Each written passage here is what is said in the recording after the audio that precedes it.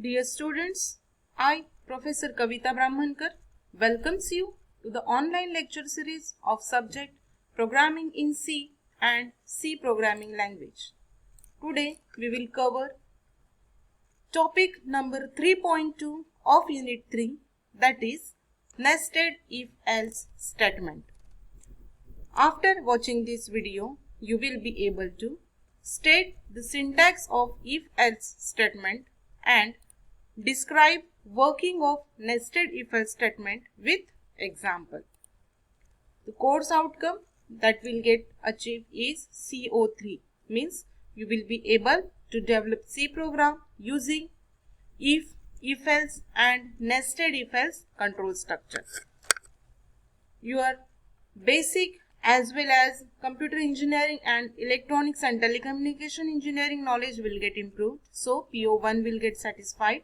Then PO4 you will be able to execute C programs by using Turbo C++ software as an engineering tool, and you will debug the program.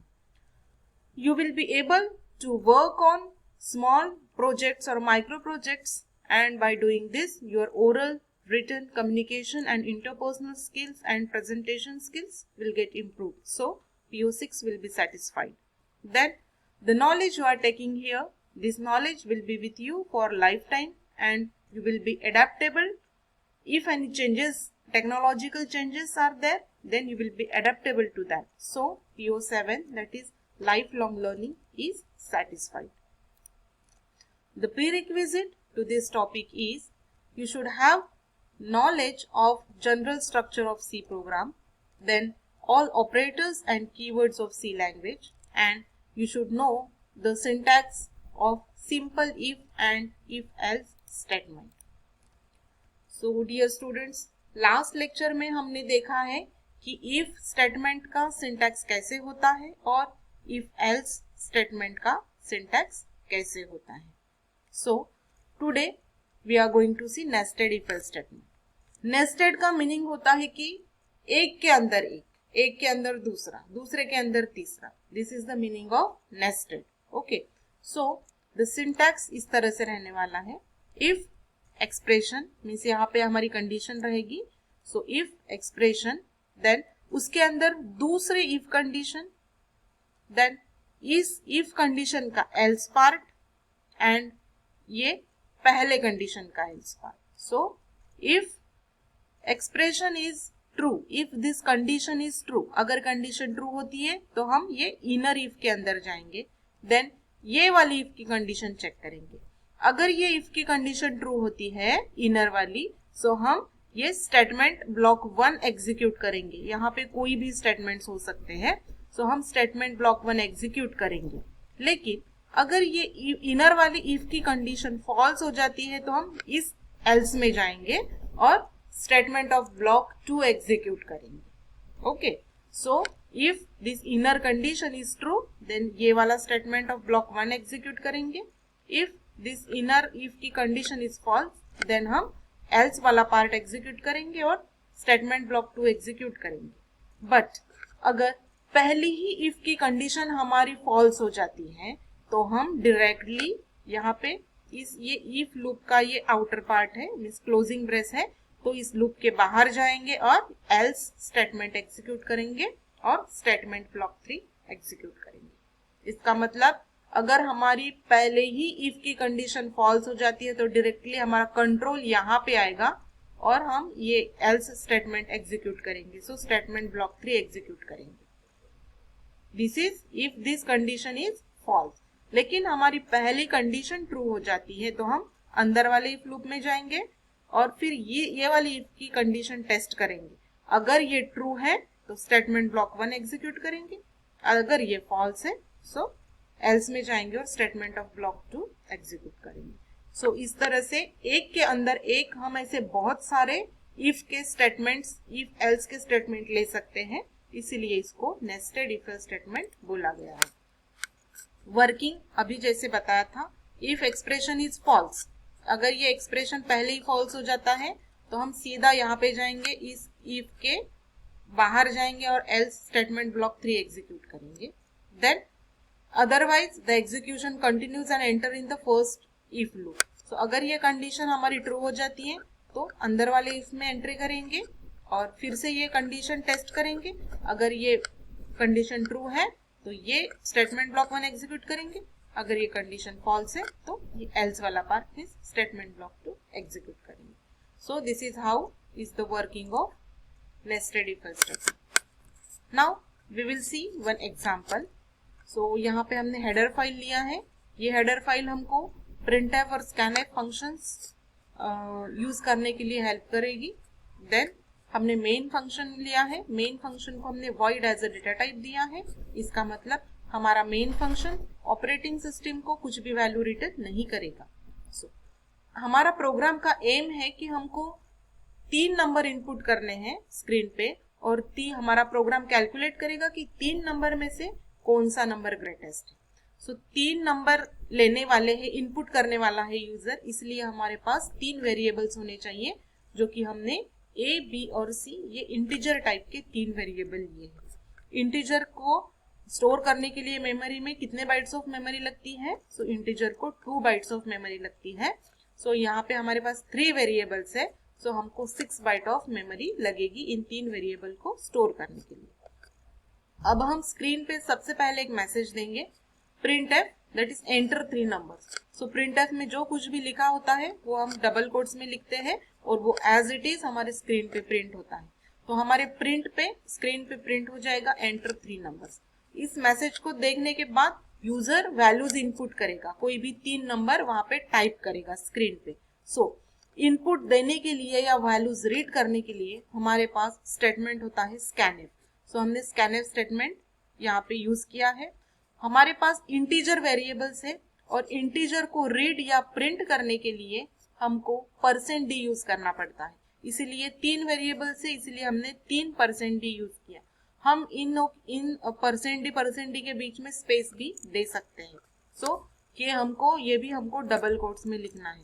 उसके बाद हमने read करने के लिए उसका access format specifier वो लिख लिया। नाउ कॉमा, ये पहला %d किस लिए है? ए के लिए है, दूसरा बी के लिए है और तीसरा सी के लिए है, इसलिए हमने %a, %b, %c ये लिखा है। एम्परसेंड का मीनिंग होता है address of. So address of A, so address of A means A के एड्रेस पे जो भी वैल्यू है वो जाएगी। ये जो वैल्यू यूजर इनपुट करेगा वो यहाँ से जो वैल्यू है वो ए का जो भी एड्रेस है उसमें जाएगी। ये जो वैल्यू है %d में स्टोर होगी वो b के एड्रेस पे स्टोर होगी और ये वैल्यू है वो c के एड्रेस में स्टोर हो जाएगी। तो इस तरह से यूजर जो भी वैल्यूज इनपुट करेगा वो वैल्यूज हम a, b, c memory location में सेव करेंगे। अब हमारी कंडीशन है कि पहली कंडीशन है हमारे पास तीनों नंबर का अगर हमको कंपैरिजन करना है कौन सा बड़ा है, तो पहले 2 वैल्यूज हैं। सपोज पहले यूजर इनपुट करता है ए के लिए 15, बी के लिए 10 और सी के लिए 25। ओके, सो सबसे पहले हम पहले 2 नंबर्स को कंपेयर करेंगे। So if A is greater than B, अगर ए की वैल्यू बी से ग्रेटर होती है मीन्स इन दोनों में से ए ग्रेटर है। अब हमको पहला नंबर ग्रेटर है हमको पता चल चुका है, अब हमको पहले नंबर को तीसरे नंबर के साथ कंपेयर करना पड़ेगा। So if a is greater then b, पहला नंबर अगर दूसरे नंबर से बड़ा है देन हमको पहले नंबर को तीसरे नंबर के साथ कंपेयर करना है। So if a is greater then c। Okay, तो दोनों भी केस में कौन ग्रेटर है? a ग्रेटर है, तो हम प्रिंट करेंगे, मैसेज प्रिंट करेंगे कि a is the greatest. Okay, then अगर ये मेरी कंडीशन फॉल्स हो जाती है पहले, ओके, यहाँ पे हमने नेस्टेड इफ लिया है, इफ उसके अंदर दूसरा इफ, तो अगर मेरी ये पहले ही कंडीशन फॉल्स हो जाती है, if a is greater then b, ये कंडीशन फॉल्स हो जाती है, तो हम जाएंगे एल्स पार्ट में। ओके, तो हम यहाँ पे ये कंडीशन फॉल्स होने के बाद डायरेक्टली हम यहाँ पे आएंगे और ये एल्स वाला पार्ट एग्जीक्यूट करेंगे। तो एल्स पार्ट में हम लिखेंगे हमको पता चल गया कि पहला नंबर बड़ा नहीं है दोनों भी नंबर से, तो हम दूसरे नंबर को बाकी के 2 नंबर्स के साथ कंपेयर करेंगे। So if b is greater then c, अगर दूसरा नंबर तीसरे नंबर से बड़ा है, so print b is the greatest. Okay, पहला नंबर तो बड़ा नहीं है, ये हमने ऑलरेडी यहाँ पे देख चुके हैं। अब दूसरे नंबर की बारी है, सो चेक करेंगे दूसरा नंबर बड़ा है क्या तीसरे नंबर से। So if b is greater then c, अगर b बड़ा है c से तो प्रिंट करेंगे कि b इज ग्रेटेस्ट, और b भी बड़ा नहीं है तो हम सीधा एल्स पार्ट में जाएंगे और प्रिंट करेंगे कि c इज द ग्रेटेस्ट। तो इस तरह से तो ये हमारा नेस्टेड इफ एल्स का एग्जाम्पल हो गया। अब हम इस प्रोग्राम को ट्रेस करेंगे। ये हमारे कंडीशंस हैं और इसको हमने इस तरह से ट्रेस किया है। ए की वैल्यू यूजर ने एंटर की है 15, बी की वैल्यू एंटर की है 10 और सी की वैल्यू एंटर की है 25। तो अब हम चेक करेंगे पहली condition, if A is greater than B. So if 15 is greater than 10, क्योंकि ए की वैल्यू 15 और बी की वैल्यू 10 है। 15 is greater than 10, condition true है हमारी। तो अगर ये हमारी कंडीशन ट्रू हो जाती है पहली, तो हम इनर इफ लूप में जाते हैं और फिर ये कंडीशन टेस्ट करते हैं। तो अब हम ये इफ की कंडीशन टेस्ट करेंगे, if A is greater than C. If A is greater than C, इसका मतलब 15 इज ग्रेटर देन 25, क्योंकि सी की वैल्यू 25। 15 इज ग्रेटर देन 25, हमारी कंडीशन ट्रू है क्या? नहीं। 15 इज नॉट ग्रेटर देन 25, हमारी कंडीशन फॉल्स है। तो अगर हमारी कंडीशन ट्रू होती है तो हम ये प्रिंट एग्जीक्यूट करते हैं, और हमारी ये कंडीशन फॉल्स हो जाती है तो हम एल्स में जाते हैं और ये वाली कंडीशन एग्जीक्यूट करते हैं। तो हम एल्स में जाएंगे, हमारी कंडीशन फॉल्स हो गई तो हम एल्स में जाएंगे और एल्स का जो पार्ट है वो एग्जीक्यूट करेंगे। इसमें भी हमको एक इफ कंडीशन है, if b is greater then c, तो 10 इज ग्रेटर देन 25, तो हमारी कंडीशन फिर से फॉल्स है। 10 इज नॉट ग्रेटर देन 25, तो हमारी कंडीशन फिर से फॉल्स है। तो ये जो इफ लूप है ये कंडीशन फॉल्स है, तो हम फिर से इस इफ के एल्स में जाएंगे। तो इसके इमीडिएटली बाहर निकलेंगे और इस एल्स में जाएंगे और प्रिंट करेंगे कि c इज द ग्रेटेस्ट। तो एल्स हम प्रिंट करेंगे कि c इज द ग्रेटेस्ट। तो इस तरह से अगर हमने 15, 10 और 25 ये एबीसी के लिए वैल्यूज इनपुट की है, तो इस तरह से हमको c इज द ग्रेटेस्ट ये आउटपुट मिलेगा। और हमको ऑब्वियसली यहाँ पे दिख भी रहा है कि c means 25 is the greatest among this 15 and 10। तो इस तरह से हमारा प्रोग्राम का एग्जीक्यूशन होता है।